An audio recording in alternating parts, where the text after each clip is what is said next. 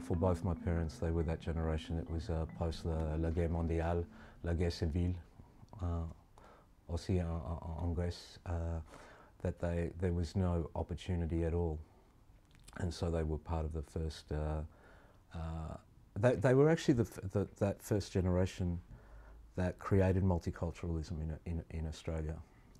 And so in many ways, in terms of that tripart difference that you find in the novel, Danny, because I'm very clear, it's also I'm a writer of fiction, so it's not autobiography. So one of the big changes I think in Danny Kelly that I wanted to understand is a second and a third and a fourth generation now of multiculturalism.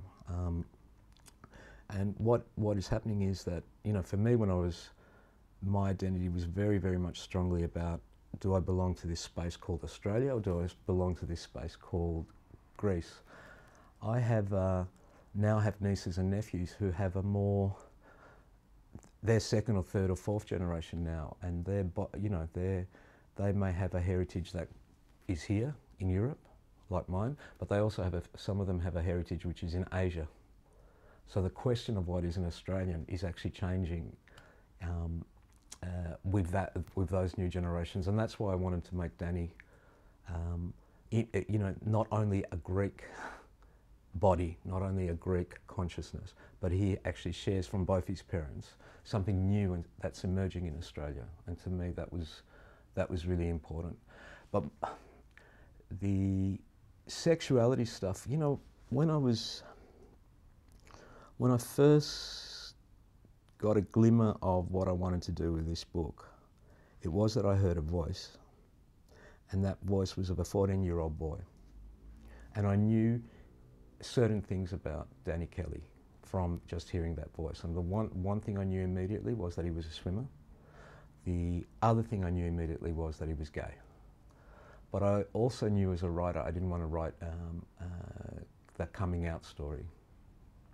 I wanted to explore shame, l'honte, but I wanted to do it about an adult man reflecting back on his experience as a young man. And that's where I devised the structure, kind of the flash forward and the flash back structure, in order to tell another story about sexuality. I think Danny's sexuality is very, very important, but I think much more important are his class background and his relationship to masculinity, which I'm convinced in a way that it doesn't matter if he is heterosexual or homosexual in that way, that break in class is the most pivotal experience in his life.